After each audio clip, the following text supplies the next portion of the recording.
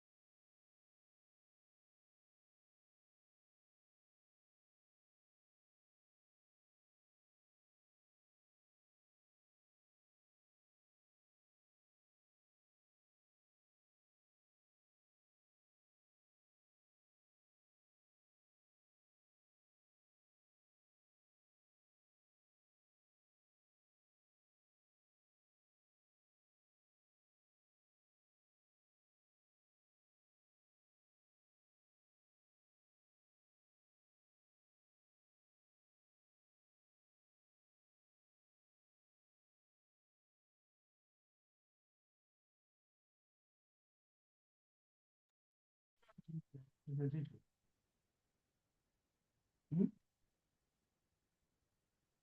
No?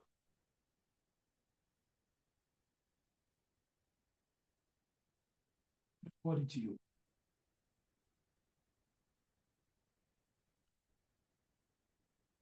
Can you hear me?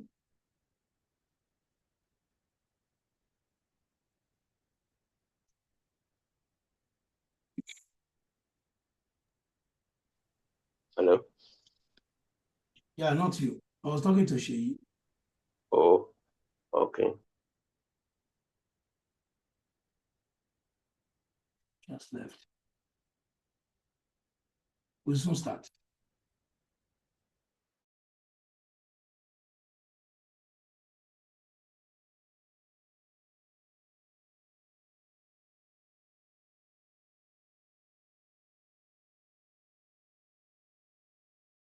Hello, sir. I can hear you. Can you hear me?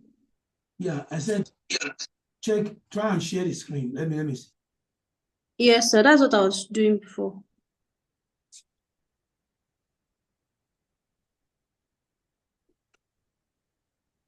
Hello, sir. Can you see hear me? Yeah, I can hear you.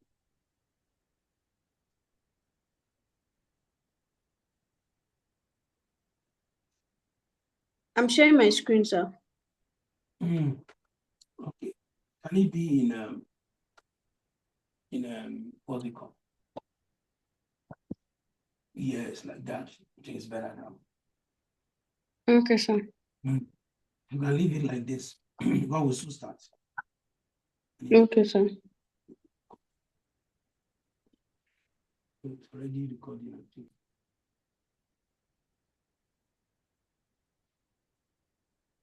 So someone was online before. So we'll start in the next 4 minutes. We have to start on the dot. Are you with me? Yes, sir.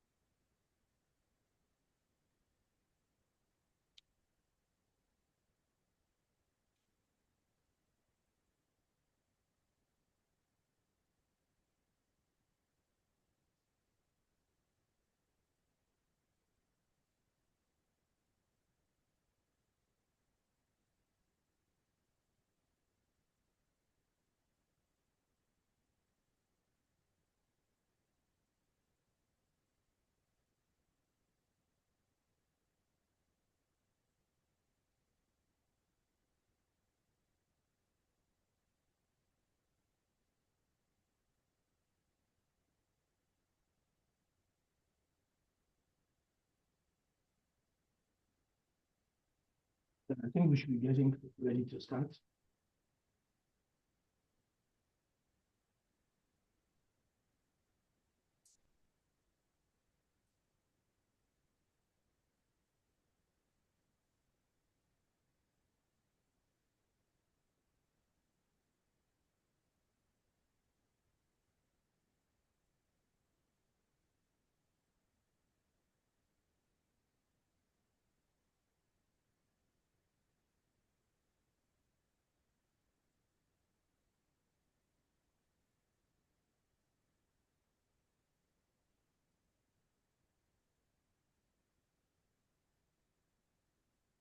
Two minutes.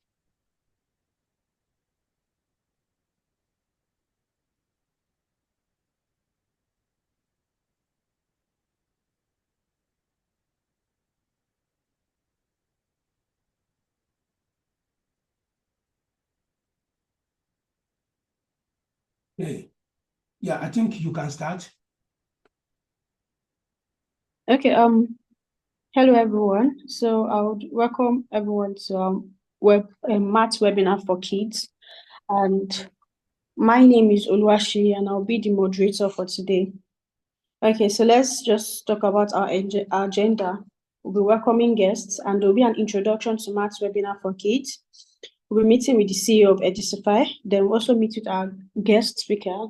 And there's also going to be room for question and answer and a closing remark from our CEO. So, welcome to Educify. So, we want to know who Educify is, what we do basically. So, Educify is a dynamic learning platform committed to providing innovative and engaging educational experiences for learners from grade K to grade 12. So, we aim to inspire creativity, curiosity, and growth through a diverse range of programs designed for modern learners. So what we basically offer, we offer coding lectures or classes, we offer music classes, we offer math classes, language, and also STEM. So I'll meet our CEO, which is who is Mr. Samuel. Then today, our teacher for today, we have Mr. Mohammed from Indonesia. So he lies in teaching and people development, especially finding joy in teaching children, which consider fun and rewarding for him. So he approached personal connection and a deep understanding of each student's character, ensuring that the way he delivers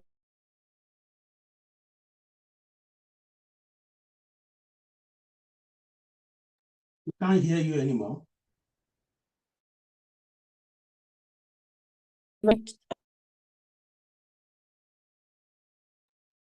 Okay, and then we have the second speaker, who is going to be Elijah. So let me share my screen.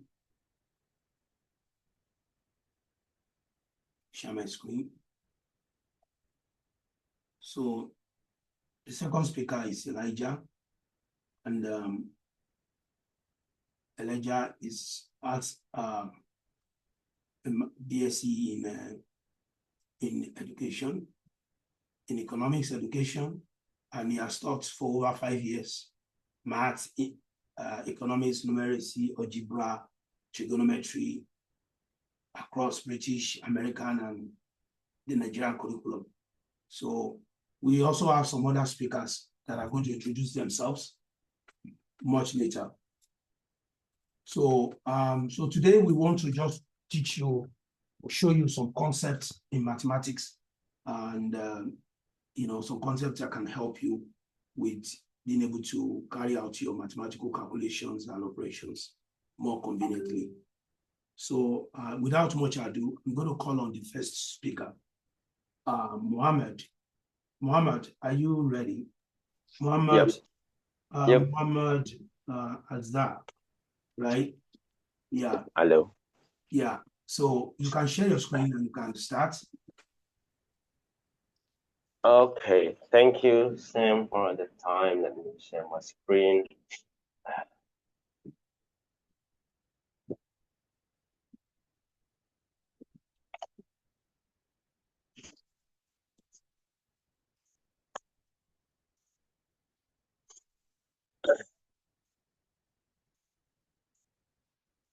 Yep. Yeah. Let me introduce myself. Yeah, my name is Muhammad. I'm from Indonesia. Now, today we are going to learn about advanced math technique. And okay, everyone see my can see my screen? We can see your screen, but it's like your Okay. voice is not very clear. So if you can speak. Yeah. Is it clear now? Yes, better.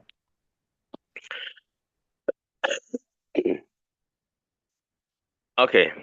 So, in this opportunity, I want to share some like the knowledge in mathematics, especially for the multiplication.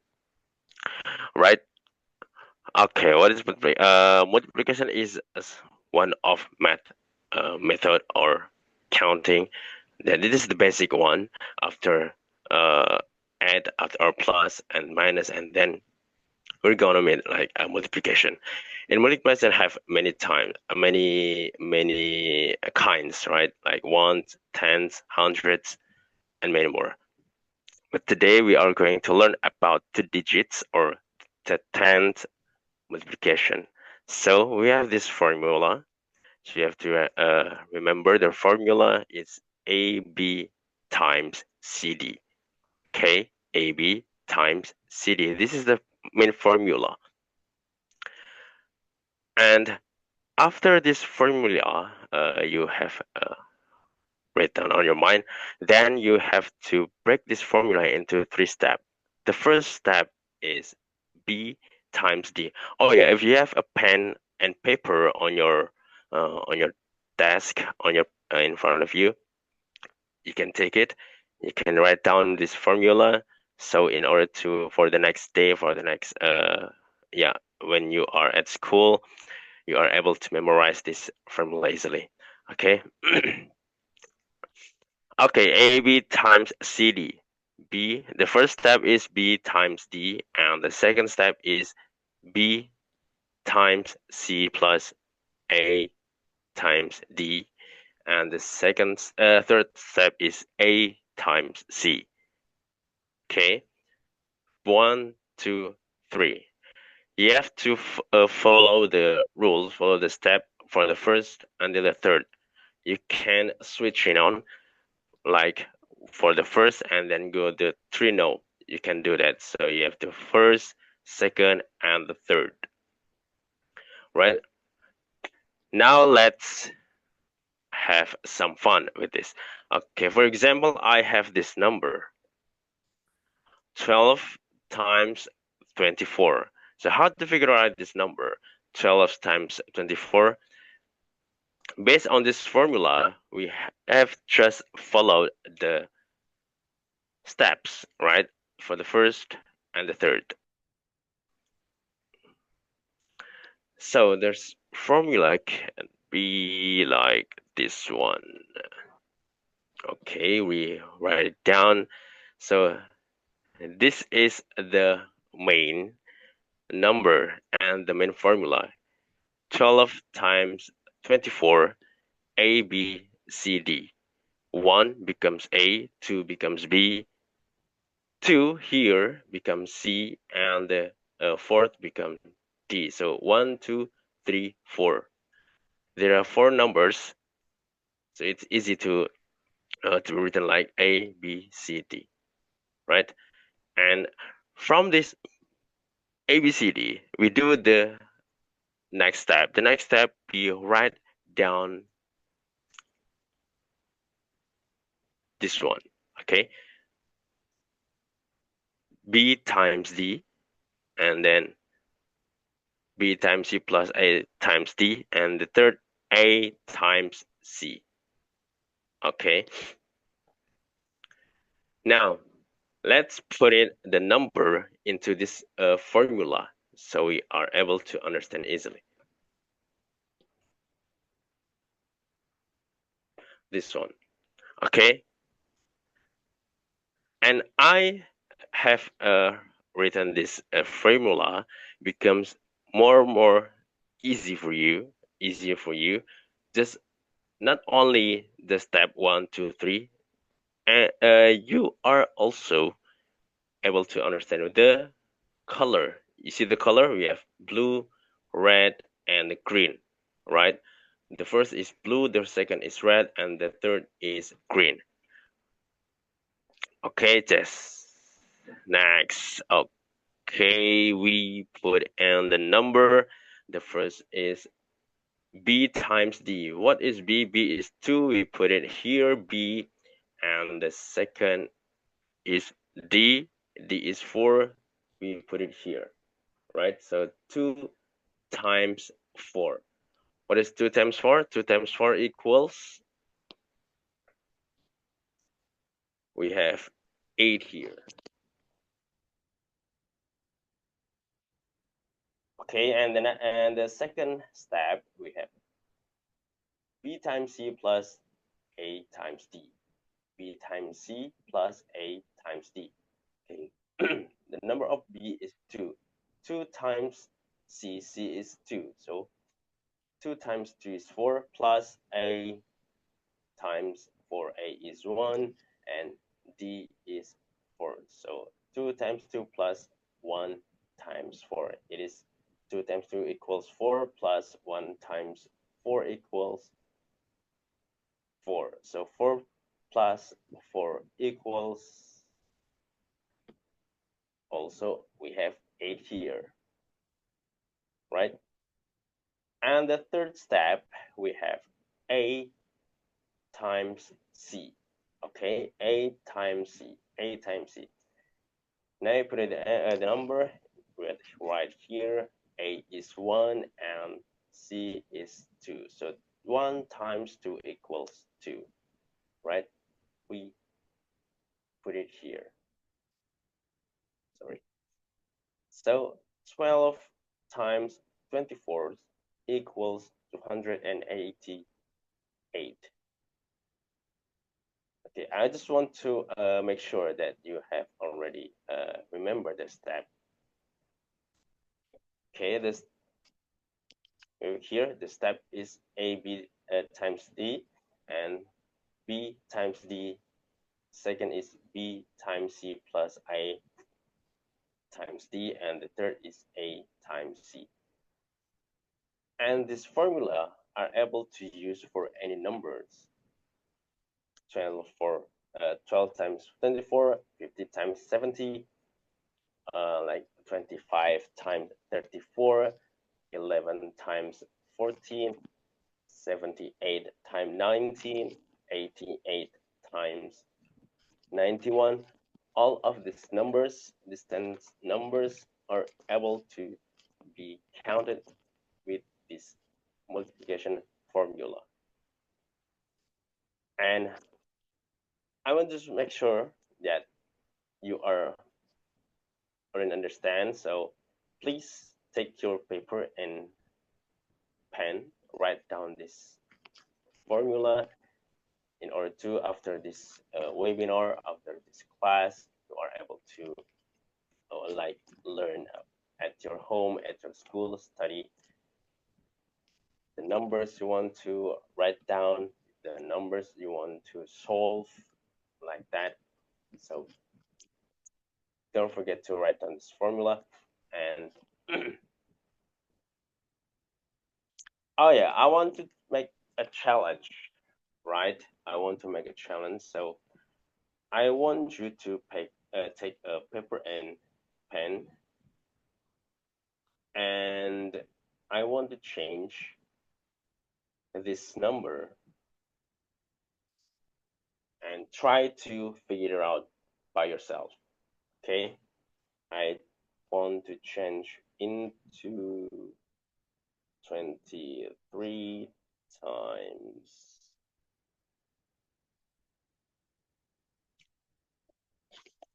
26. 23 times 26.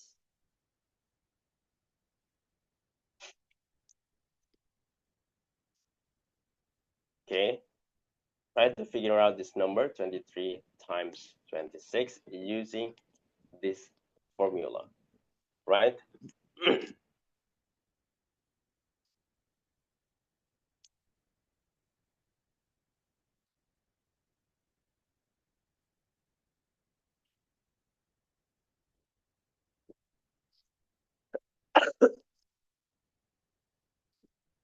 Okay, anyone is done?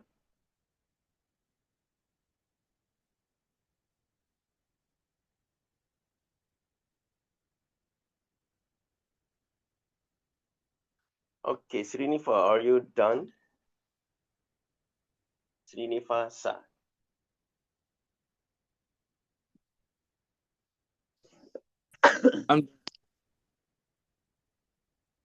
Not yet.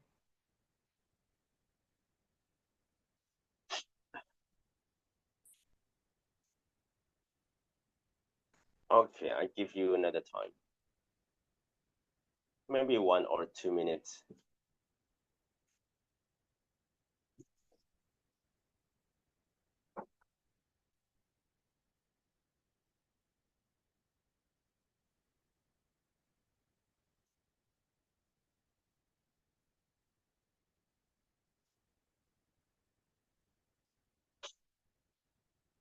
Are you done? I'm done. Okay. What's the answer?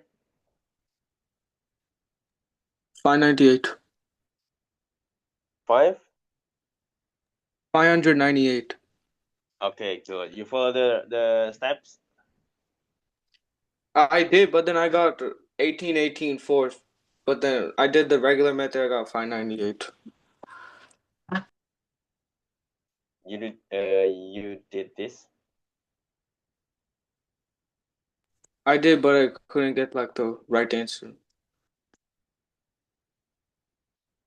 Okay. Let's try to figure out, right?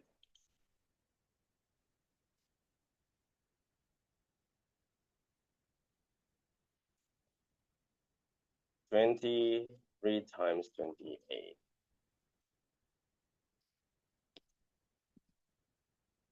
Can we do the same thing? Let's find the answer. The first thing, b times d. B times d, b is 3 here, and d is 6. 3 times 6 equals 18, right? And we have a carrying over 10 here. Okay. And the second is b times c plus a times d. B times c. B is 3 and c is 2, and the 8 times 6. Okay, 3 times 2 equals 6, plus 2 times 6, 12. 12 times 6 equals 18, but we have additional number from this counting for the first step. That is, we have carrying over 1, so or 10, right? So 18 plus 1 equals 19. I think that you all forget to add one more time, the number, right? 19, we write down the 9, carrying over 1, and the last a times c. A is 2 here, and c is 2. 2 times 2 is 4, and we have another additional number from this operation. So 2 times 2 is 4, plus 1 is 5. So 23 times 28 is 598, right? Yeah, I think that when you are using this this formula, you forget to add the carrying over. Okay. Last but not least, I have the last.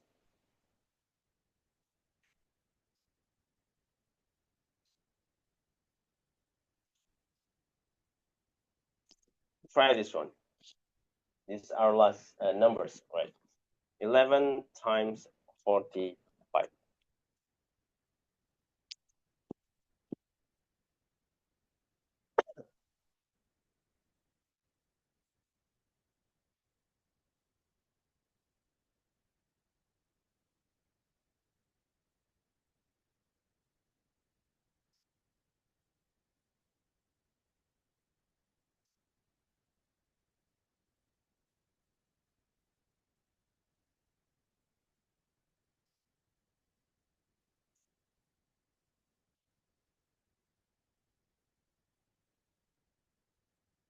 You're done?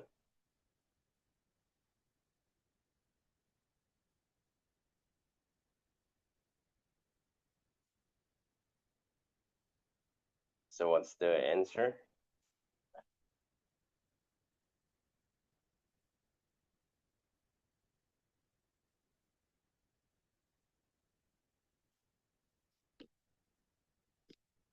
Show me your answer. The answer is 495. 495. Great. Mhm. Okay, use this formula. I did use the formula, and there's another trick. You just add 4 plus 5, and then the added one, you put it in the middle. 495. Okay. Yeah, I think you are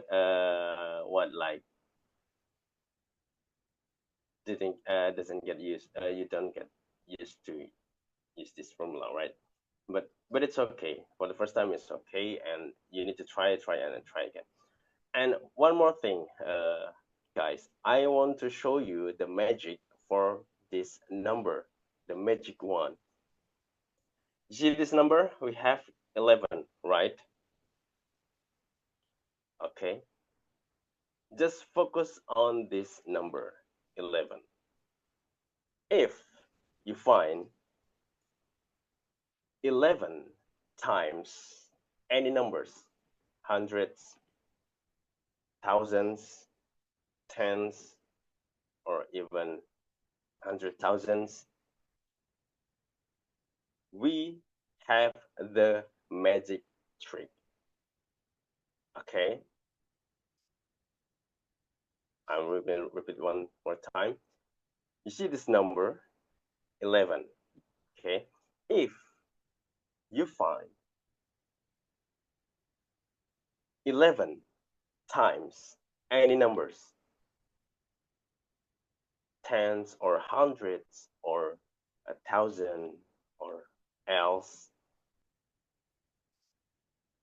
to answer these questions is very simple. Let me show you how to answer multiplication that using this 11. So how to answer these questions? The first step, write down the last number.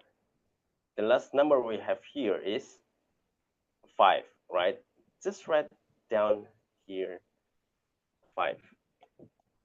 Okay. And then we do like addition. 5 times 4. 5 times, not times, sorry. 5 plus 4.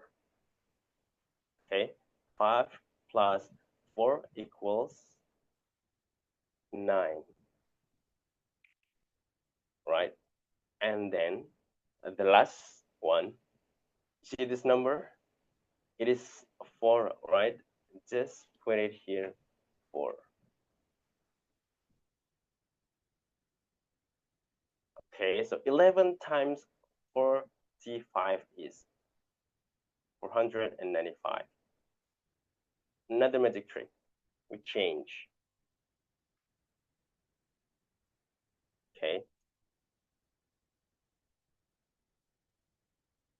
11 times 348. The first step, we do the same thing, right? Write down the last number, 8. And then 8 plus 4 equals 12, right? And we are carrying over 10. Yeah. We have 10 right here.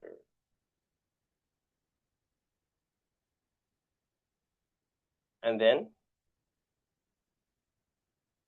we move the step after we do the 8 plus 4, and then we move to this number 4 plus 3 equals 7. But we have additional number like 10 carrying over of the operation, like from 8 plus 4. Okay, so 4 plus 3 plus 1 equals 8. And the last number we have here 3. Okay, we just put it here 3.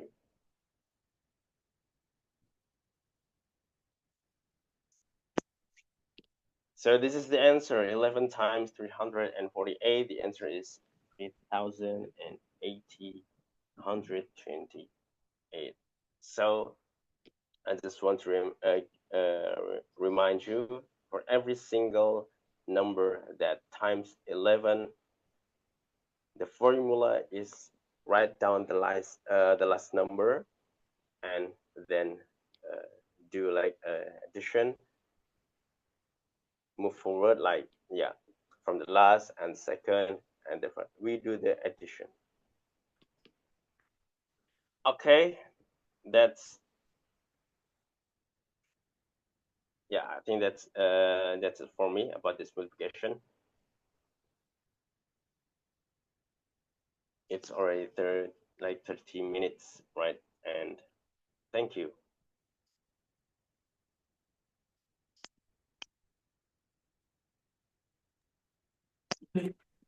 Thank you, Mohammed. Yes, we are done. All right. Thank you very much. So Elijah, are you ready for your presentation? Yes, I'm ready. All right, you can share your screen. Let's look at another technique. Okay. So good day to everyone online. Muhammad was a nice one. Chuku Grace, the person with Lenovo, and then Srinivasha, if I'm not wrong, is that his correct pronunciation of your name?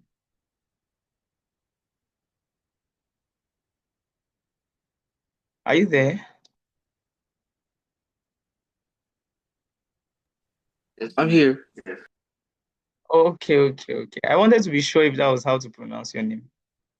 Anyways, yeah, again, good day to everyone. I will be teaching data and their representation, or like some people will call it handling, how to handle data, So the first thing I would be teaching is what data is. And you should know that data is simply information, like the number of boys in your class, the number of girls in your class, the number of people living in your community, the number of pencils you have, the number of pen you also have. That's what data is. So it's just simply information or facts. So it can be numbers, it can be words, it can be pictures. So that's data. And now, remember I said we are discussing data and how to represent them or how to handle them, data handling.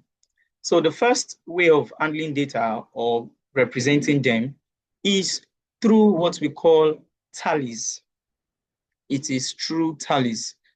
And a tally is very simple, is a way of counting and keeping track of numbers by making small marks, or making a line or a stick like this. So just like how you can see on the screen. So for every additional unit of that particular item, you add another mark. And so if we have just one banana, for instance, you just have one stick right in front of the banana, and then everybody would know that it's just one banana. So if you're having two bananas, you have two sticks, 1 and 1. And if you're having 3, 1, 1, 1.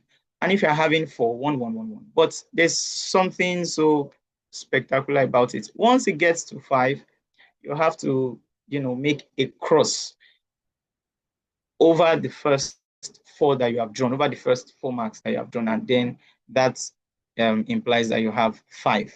So you don't get to be counting the number of sticks, 1, 2, 3, 4, 5, and then you be like, no, it makes it faster, it makes it easy. So in this case now, like you can see the banana here, it means we have 5 bananas. And you can see the apple here, it means we have first 5 apples and then 3 sticks added to the 5 makes it 8 apples. And then for the berries, we have 5, and then 1 other stick makes it 6.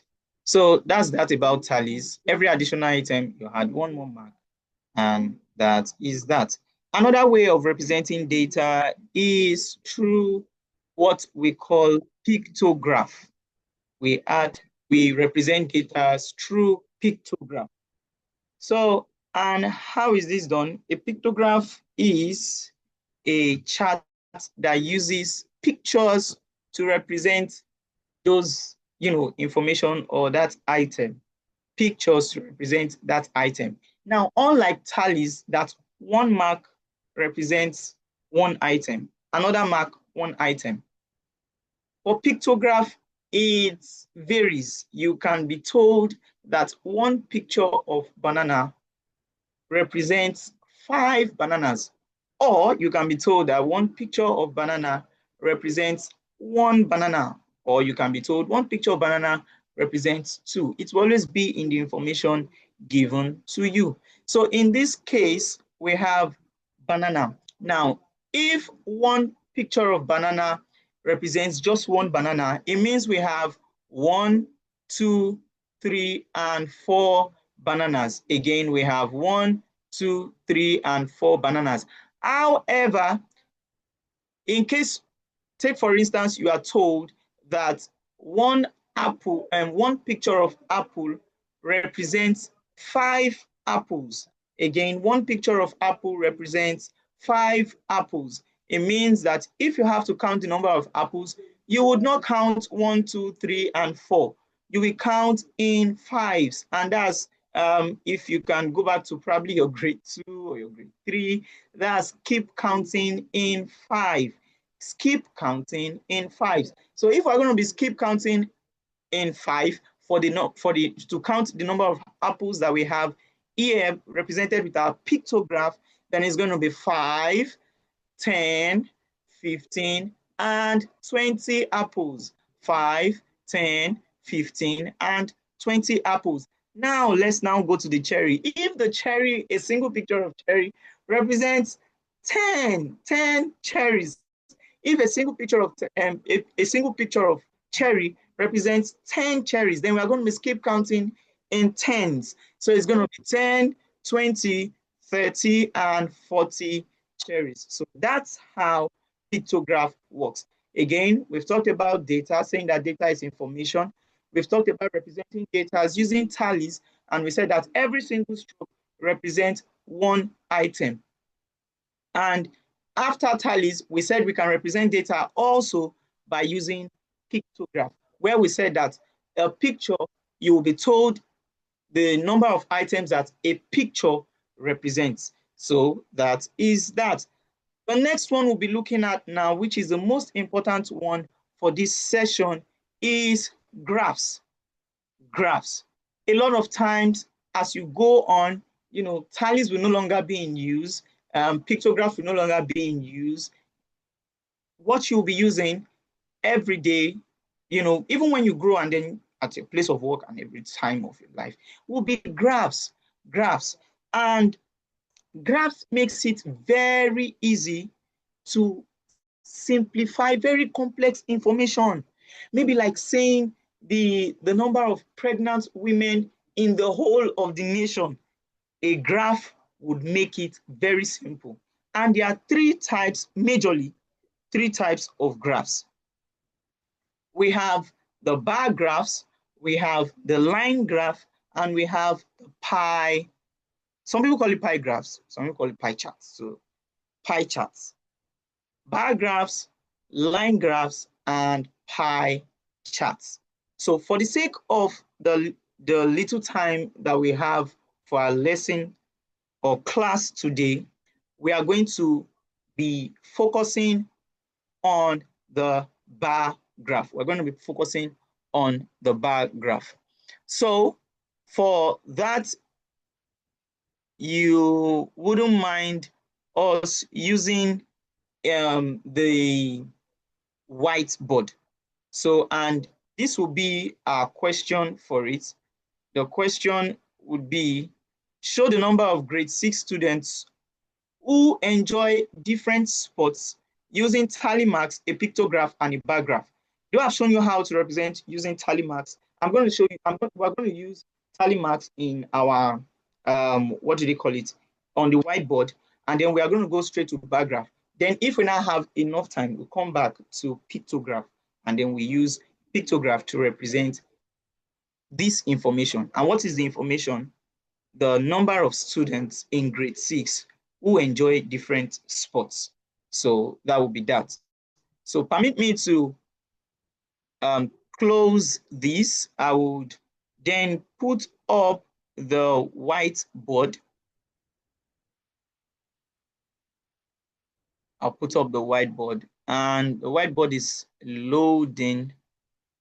So once it is done loading, we are going to represent that information on the whiteboard. And the information we're going to be representing again is the number of grade 6 students who enjoy different sports. And we're going to be using tally marks and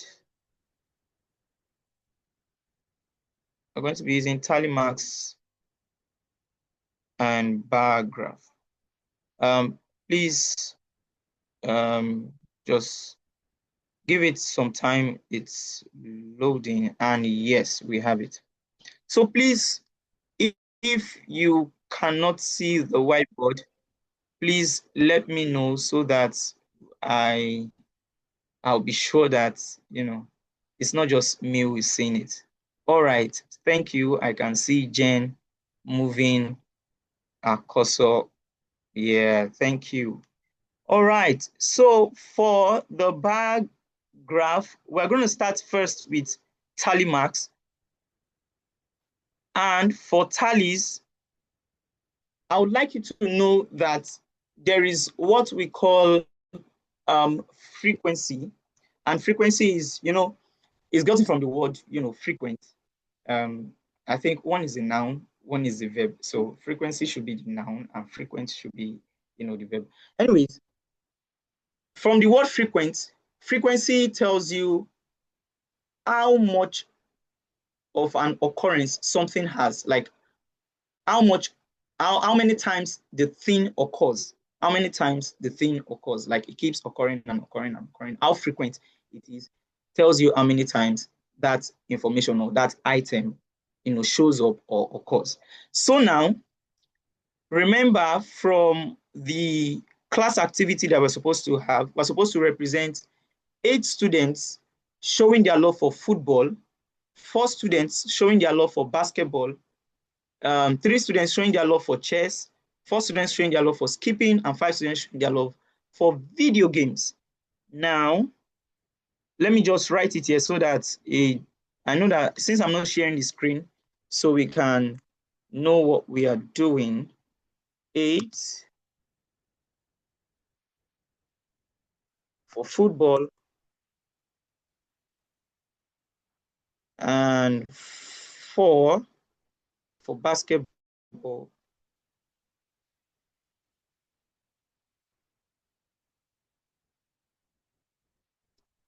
And 3 for chess, and 4 for skipping,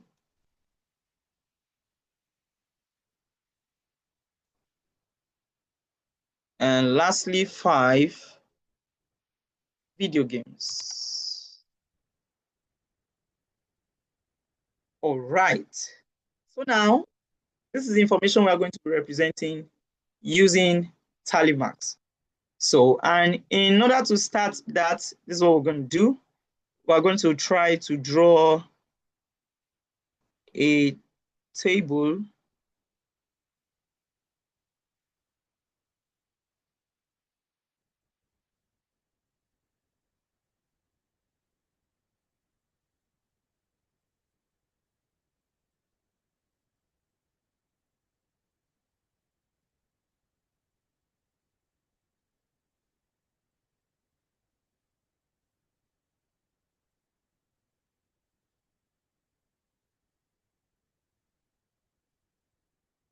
Ayomide, are you the one online?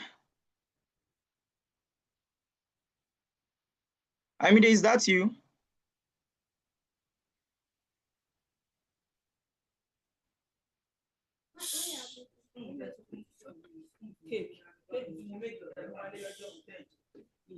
Sir? Oh, all right. I just wanted to confirm that it's you. Okay. Yeah. So please listen so that we can move.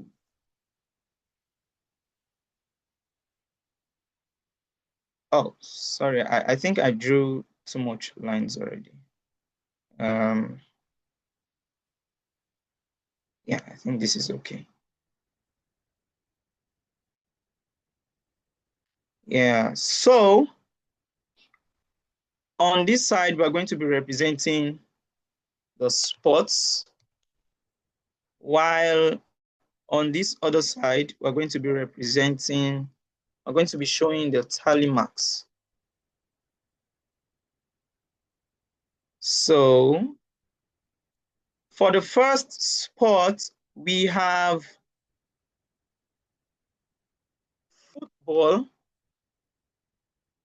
and the next one we have basketball, and the next one we have chess. I think I'm just going to good. And next we have skipping. And last we have video games. So let me just write video G. So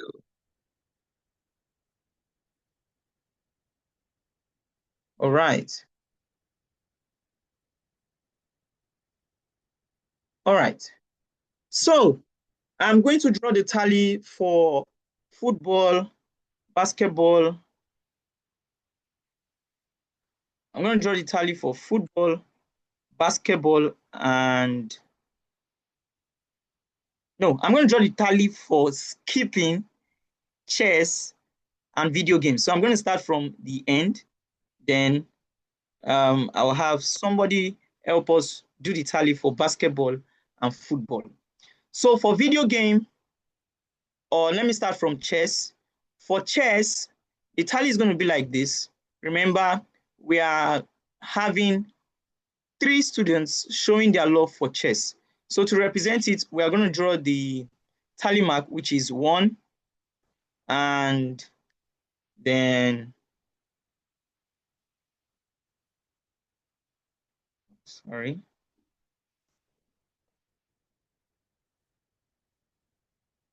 Sorry, it's not.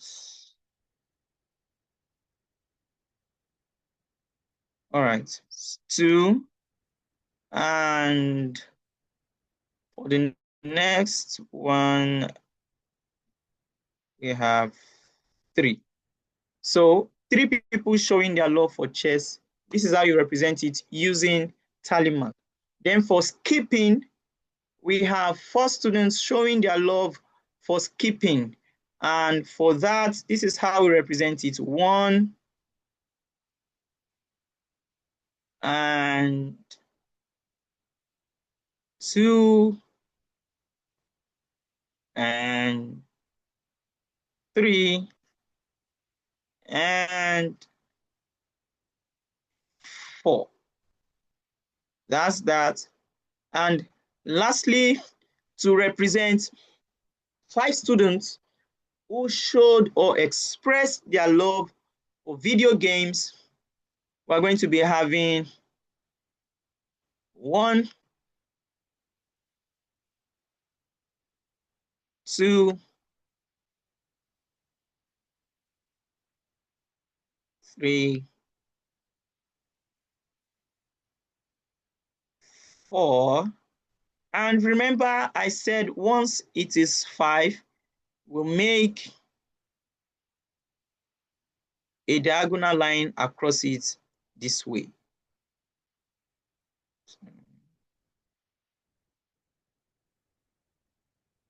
permit me is because of the nature of our the nature of Zoom that we're using. That's why we cannot, maybe make it extremely perfect.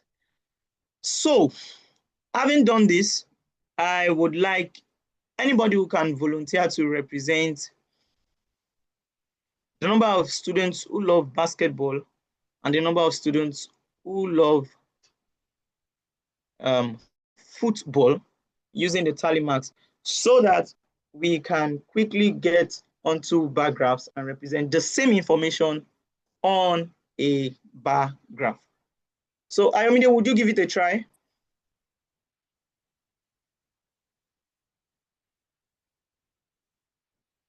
Or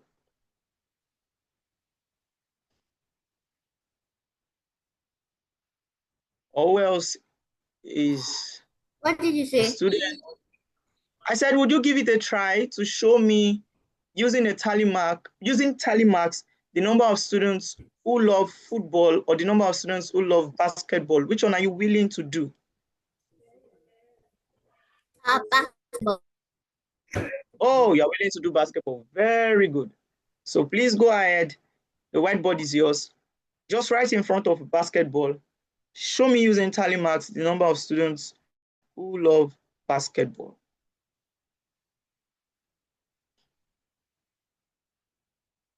Good. Doesn't need to be perfect. Just represent it well.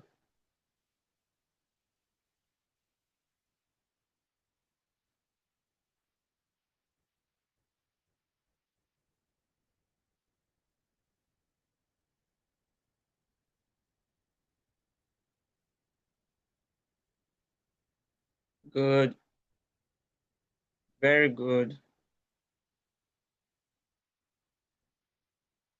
Are you done?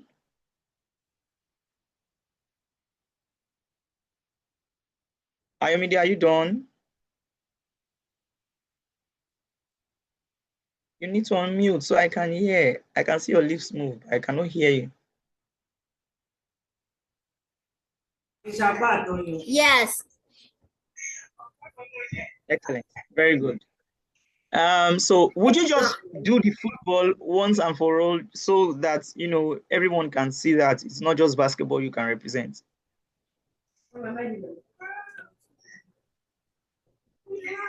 Huh? I said, would you just go ahead and show us for the football so everyone would not just think your basketball, was a fluke or something, or you were lucky with it? Oh, I can't hear anything. Okay. I said, can you represent that of the football and then you can mute it afterwards? You can hear me, right? I'm doing basketball.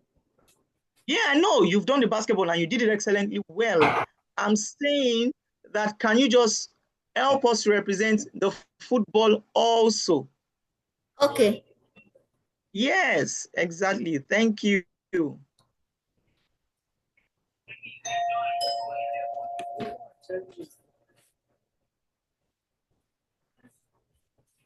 Wait, I'm coming. Pen. No, it's fine. Then I'll write. Let me see. Write. You can mute it now while you do it. Okay. Yes, the same way you did the basketball is the same way you should do the football, but then it's going to be a little bit different because of the number of people who love football.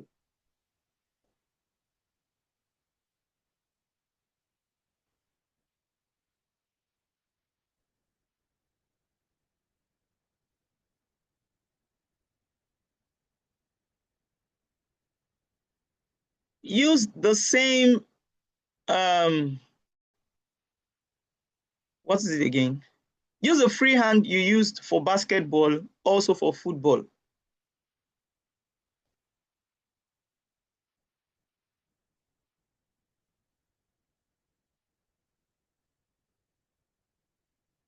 All right, you know what? Just gonna delete this and this.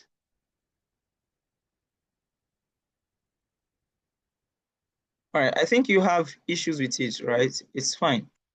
If any other person is willing online to do it, we don't mind, but if there'll be no one, then I guess I would just show it. So for football, we have 1, we have 2, we have 3, we have 4, and 5, then 6, and 7, and 8. And this here is how we represent the number of students who love football, number of students who love basketball, number of students who love chess, number of students who love skipping, and number of students who love video game in grade 6 using tally marks. Now, let's go to graph, bar graph precisely, bar graph precisely.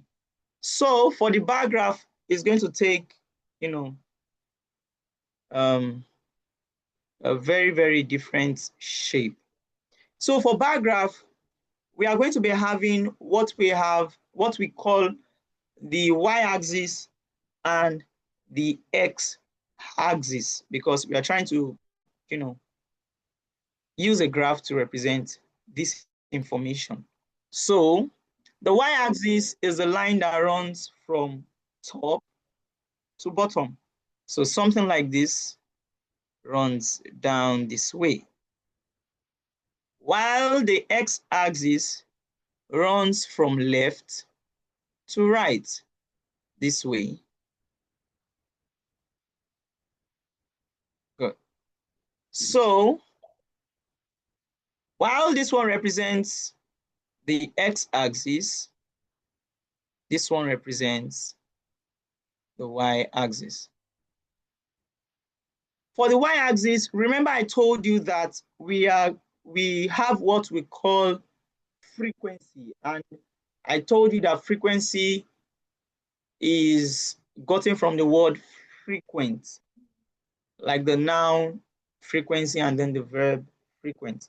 So frequency, like I said, it shows the number of times that something, a particular thing, occurs. Now for this our information, all these numbers can be said to be the frequency for football, the frequency for basketball, for the frequency for chess, the frequency for skipping, and the frequency for video games, because it tells us how many times we got to see a student who likes football, how many times we got to see a student who likes basketball, how many times we got to see a student who loves chess, how many times we got to see a student who loves skipping, and how many times we got to see a student who loves video games. Now, for the frequency is going to take this y-axis. Again, the frequency is going to take this y-axis. The number of students who love each of these sports will take this y-axis, while the sport itself will take the x-axis. While the sport itself will take the x-axis. Now, in order to represent it, we are going to be representing, every number from the highest number I think we have here is 8, and then the lowest is 3. So we're just going to be using the number units 1 to probably 10, so that we can represent each of these spots.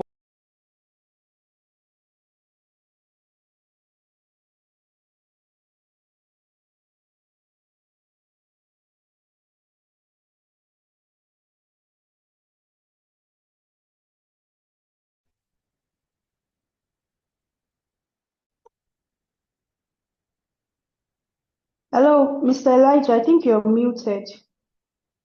Here I am on mute now. So sorry, I think this thing went off for like some seconds. So let me see if I can still access the whiteboard. All right, so I can still access it. Sorry for the break in transmission. So for this, we are going to be showing each of these students like this. This is 1, this is 2, this is 3, this is 4, this is 5, this is 6, this is 7, this is 8, and let me just represent 9 so it doesn't look like we stop at the highest there. So I'm just going to show each of those numbers now. This is 1 and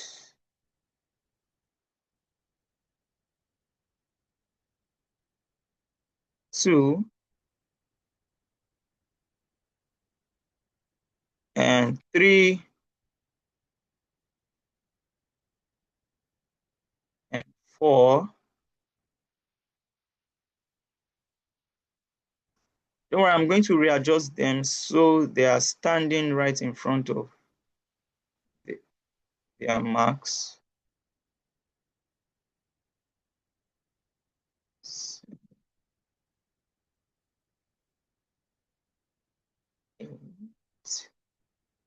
And 9.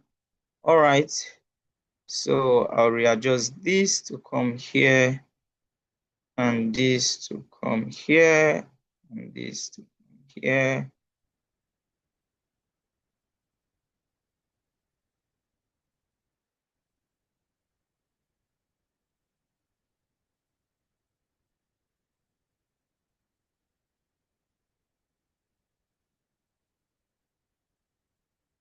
All right. So for each of them, for football now, let's use a box.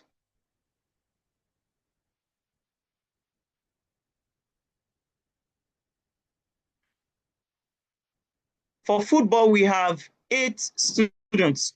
So I'm just going to draw it this way and bring it down. Now, this is the number of students who love football.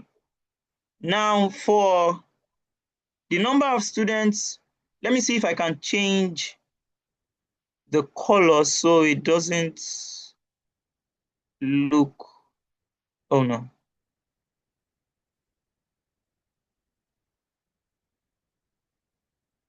You know what, let's not take too much of our time. So that's for football.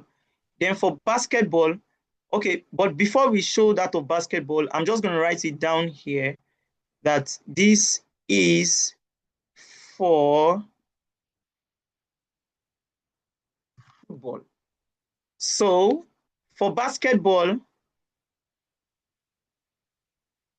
the number of students we have that loves basketball is 4.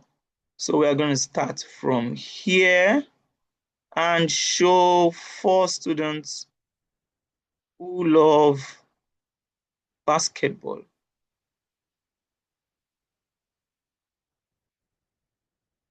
And just like how we did for football, we're going to write it below here that these students love basketball.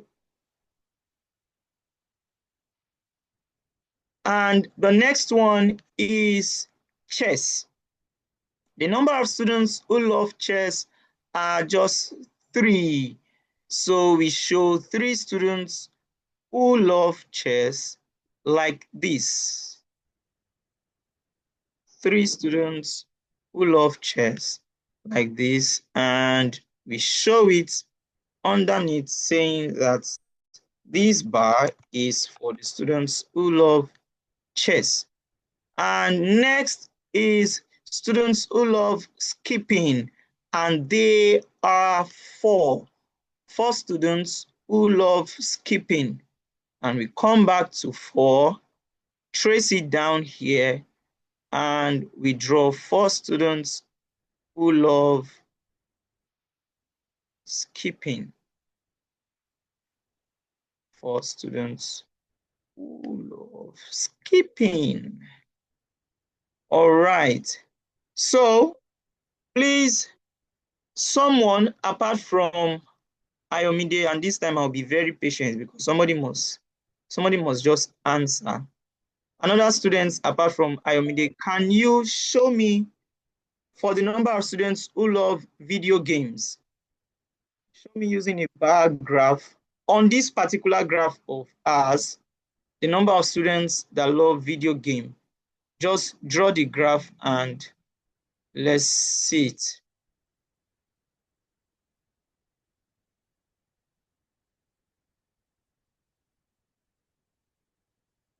Is there any other person online who's a student apart from Ayomide?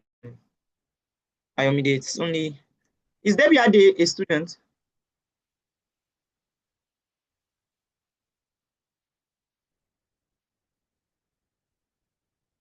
Or the person moving the champ cursor, Brian, I think. Do you want to help us out?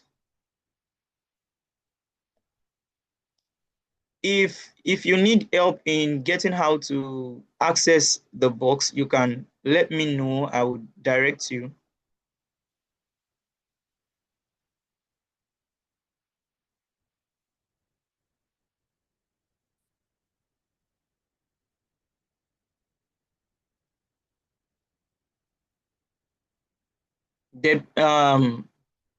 Brian, Debbie, Champ.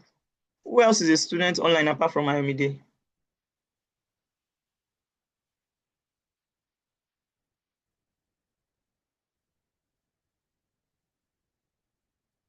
Is there any other person? All right, since no one is answering, Ayomide, would you have a go at this again? Yeah. Okay.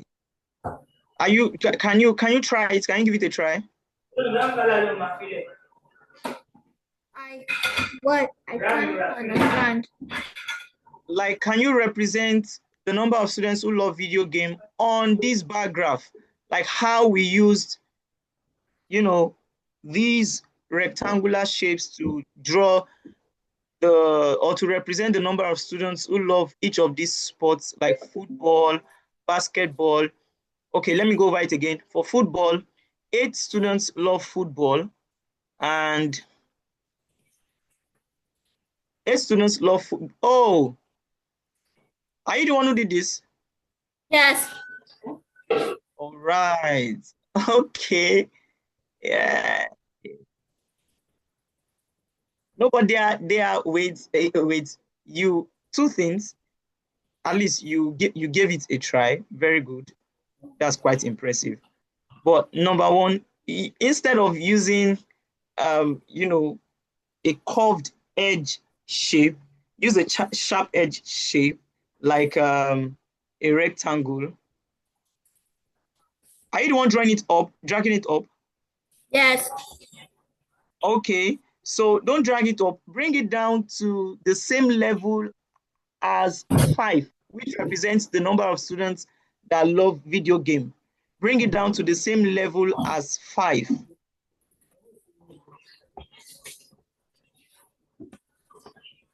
No, reduce its height to the same level as 5. Start from the x-axis, the line below, and then draw it. You know what? You are going to go over it again. I'm going to delete this one. Just wait so that you don't get Now, click on rectangle on the shape, the one that has shape by the icon that has shape just by your left. Then click on rectangle. Have you seen it? Yes, I've clicked on it. Aha, very good. Now start from, how many students, let me first ask you, how many students love video game? 5. Very good. So just start from the same line as 5.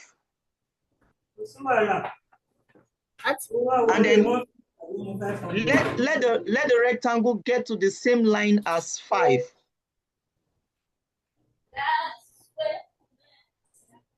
Now you have 4, you do not have 5. You have even 3, not even 5. So drag it up to this level of 5. You have 5 here. Let it be on the same line as 5 here. It's already Let it get 5. to this level. No, you are writing 5. You are not drawing the rectangle to the level of 5. Drag the rectangle to the level of 5, and then you have it that way.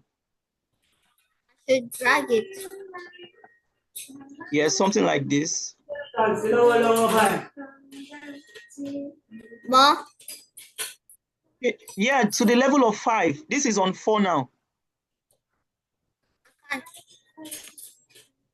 It's on 4 now. Just 2 steps upwards more, and then you get to 5. Okay.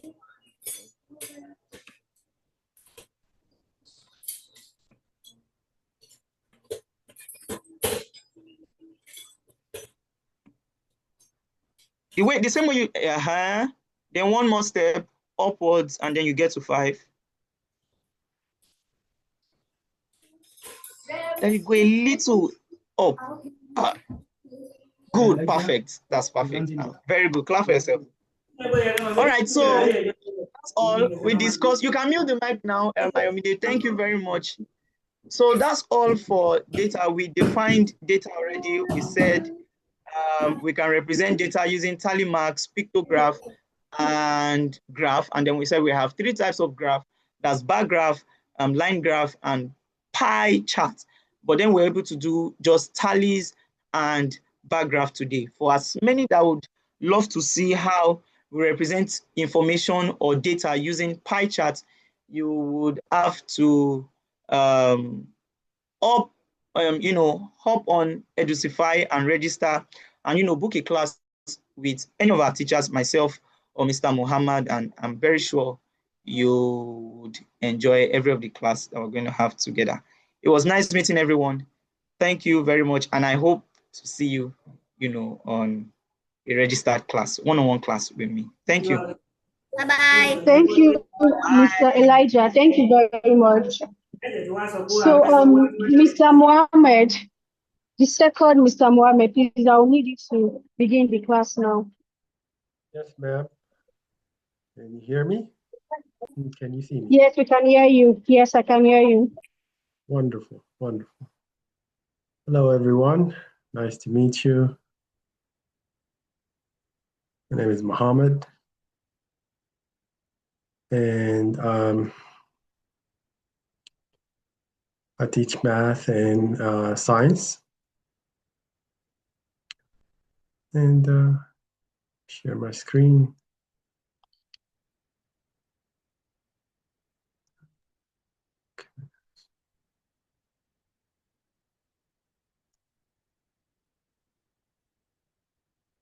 All right. Okay.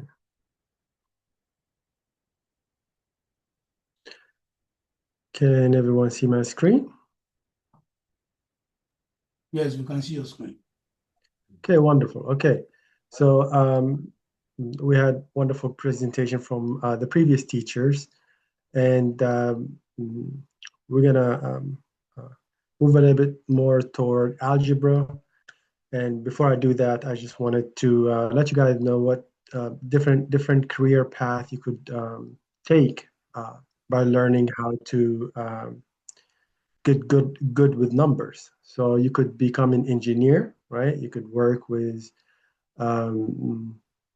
in all different fields of engineering. You could design homes, you could design cars, you could do whatever you want. All of that form of engineering would involve math.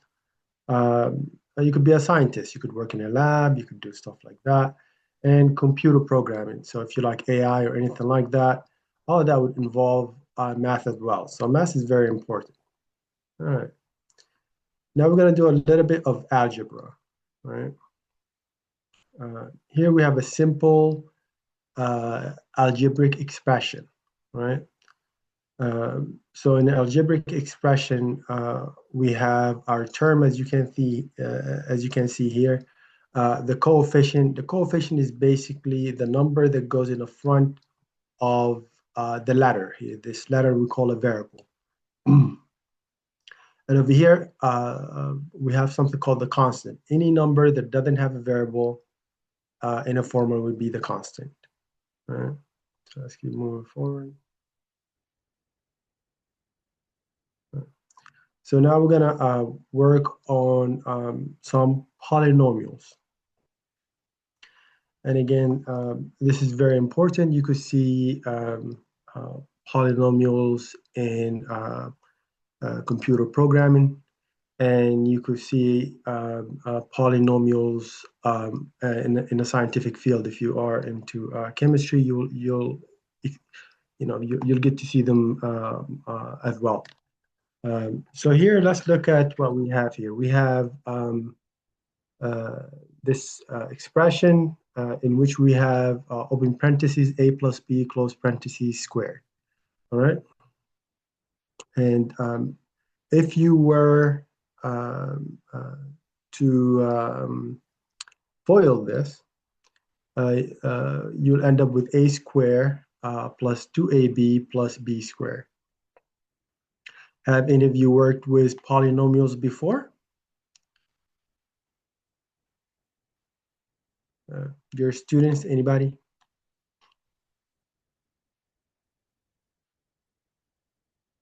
All right. Let's just focus on this. So if we were to approach this, we would FOIL it, right? And over here, you see this expression where we have open parentheses a plus b close parentheses, open parentheses c plus d close parentheses, equal to ac plus ad plus bc plus bd, right? So this here is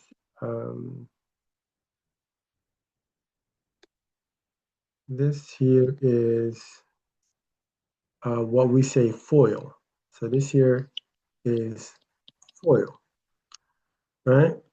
So FOIL here is when we have the expression here. We start with the first, outer, inner, and last. That's what FOIL stands for. So if we start with the first, a times c, that will give us ac plus outer ad plus inner bc plus last here bd. So that's how we FOIL. And if you were to FOIL the first expression, you'll end up with a squared plus 2ab plus b squared. Okay. Now the difference of the square, right? Here the difference of the square, again, if you use FOIL, a squared minus b squared, you'll end up with open parentheses a plus b close parentheses open parentheses a minus b squared. So when you have two parentheses next to each other, there is an automatic multiplication, right? So that's how you deal with that basic polynomials.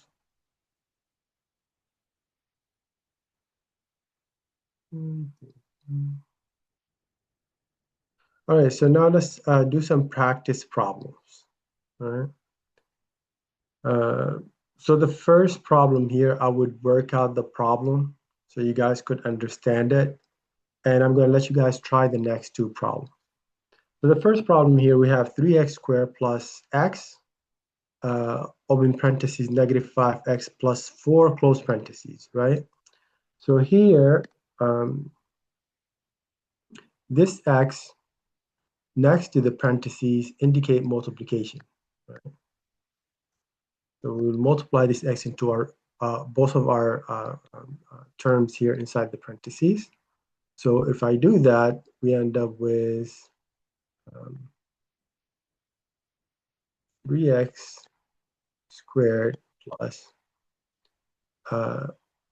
here this negative 5, right, will remain. So we'll say negative 5, and x times x will give us x squared, right? And x times 4, that'll just give us 4x. And a good habit here is to actually keep your parentheses. This is a very good habit. If you develop this habit, you will improve your exam score by a lot.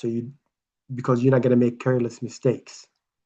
Because it's very important that after you do the multiplication, you see if if you could, you know, combine any like terms inside the parentheses.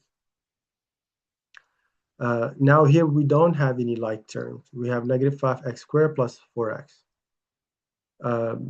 Over here, we could remove the parentheses here and deal with the sign. We end up with 3x squared plus negative 5x squared plus 4x. Negative and a positive give us a negative. So we end up with 3x squared minus 5x squared plus 4x.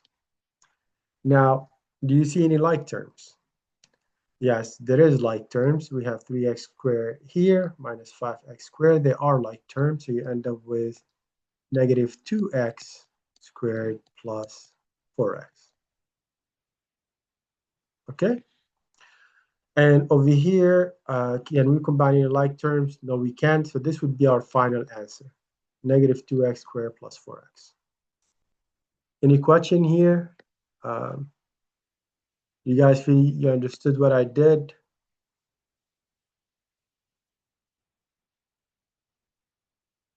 All right, so I'm gonna let you guys give you a few minutes to try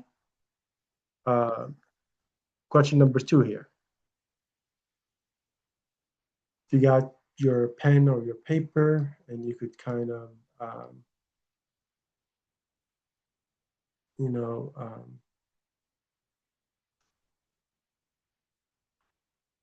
work out the question.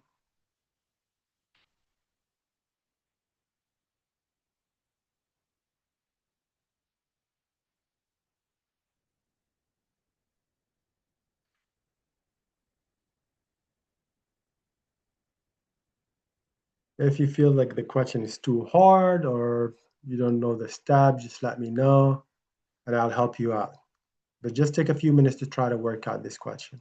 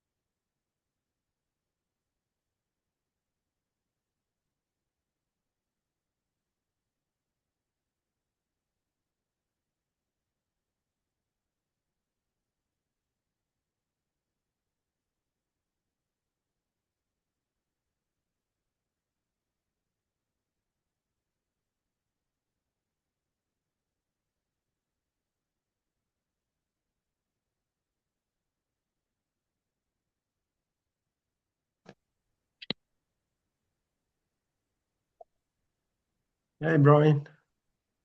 Huge. How you doing? Good, huge. Yeah, I'm glad that you're doing well. Huge, man. Awesome, man. Play some video games. Yep. Oh, pretty cool. What you playing? Football. What is it again? Only A football. Oh, cool. Brian, you want to try to do question number 2? Yep. Okay. Let's try to work it together. Okay, 3, 1, 4, 8, 2, 3, 4, 7, 48, 3, 2, 5, 2, 6, 3. Okay, good try there, Brian. All right, so let's work it together. Okay, so you could see how I did this question. Okay, so if we pay attention here, right? Also a good habit is to rewrite the question, after each step. So here we're gonna take that 3x, right? Since it's right next to our parentheses, we're gonna multiply. We're gonna multiply into our 2 terms here. So also this 3 had a minus sign. Usually that would make it a -3. So we're gonna be saying -3x times 4x. And this is also very important because that, keeping that in mind, it will save you from making, mistakes. So 3x times 4x, that'll give us 12x. Right? And we're gonna carry our sign, so it's gonna be -12x squared, right? And -3x times 2, that will give us -3 times 2, that'll give us 6x. Right? Okay. Now from here, it'd be a good habit to kind of draw the parentheses, just so we don't make any careless mistakes. And we check inside the parentheses. Do we have any like terms? Can we do anything else with this? 12x squared minus 6x. We can't really do anything anymore with it. So we could remove the parentheses, right? And rewrite our expression. Right? So we have x squared minus 12x squared minus 6x. So x squared are like terms. So this x squared here and it's -12x squared are like terms because here x squared. So what we could do here, right, is combine our like terms. So this x had an invisible 1, right? So 1 times x is x. So, this, whenever you see x, is usually indicate there is an invisible 1 here. So we could say 1x squared minus 12x squared. 1 minus 12, what would that give us? If you take 1 from 12, what do you have, Brian? Yep, can't tell.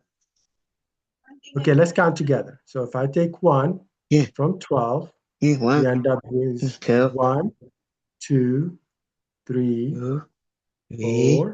4, 5, 6, 7, 8, 9, 10, 11. Good, very good job, Brian. Exactly. So you end up with -11x squared minus 6x, right? Now, this x and this x squared are not like terms. Why? Because the exponent. So the exponent is what determines our like terms. So this is negative. This would be our final answer. -11 11x squared minus 6x. Mm-hmm. Yeah. And the reason why our exponent here determine our like terms, right? We could look at it in terms of our vision, right? So how we see stuff. So if x is to the power of 1, that will be like an open plane, like just a very straight line, you know? Straight line would be our, our x. Now x squared here would move to the second dimension. That would add the length and the width to it, right? So it's two-dimensional. And when you cube it, when you make this x into 3, that will be a three-dimensional, right? That will have the length, the width, right, and the height. And this last question here, I will leave it as homework for you, Brian. You could like maybe try to work it out, and hopefully like next time we could check the answer. But good job there, Brian. I'm glad that you were able to. Thank you. Yeah, very good, excellent job. And the more you practice, the better that you will get. So yeah, this last question here would be homework. But excellent work there, Brian. All right, let me go ahead. And did you manage to copy the steps down on how I solved the question? Yep. Okay, very good. Okay, so I'm gonna erase it real quick. All right. Yeah, very good job there, Brian. Okay, Brian, I hope that you could see how important numbers are.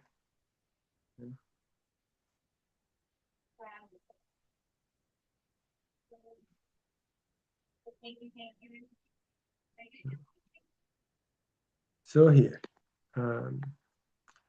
so in conclusion, math is found in almost every field and career.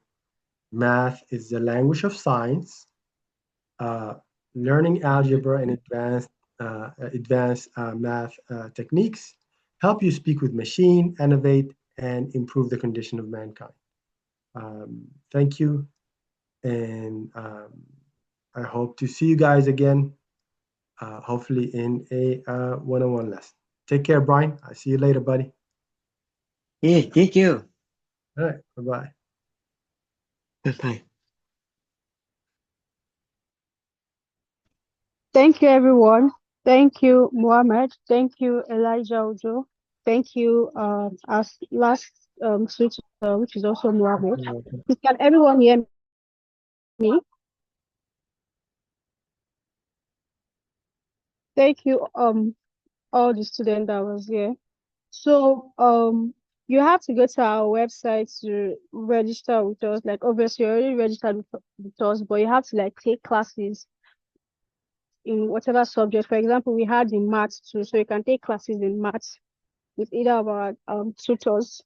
So, do anybody have any question? Can anybody hear me? Hello. Yes, I could hear you well. Okay. Thank you very much. Please, do anyone have any questions for us? Yeah, I would like to find out. Thank you for the session today. I would just like to find out what your prices are if you want to continue with the program. How does it work? We will call you. I think we can call you later today or tomorrow. We'll discuss with you. Okay. Yes. We'll call you. We have your details. You registered for the webinar, right? Yes. Yes. So that means we have your details. We'll be in touch with you. Okay. Thank you. Thanks everyone for the time, and do have yourself the very good weekend. Thank you. You do the same, Sam.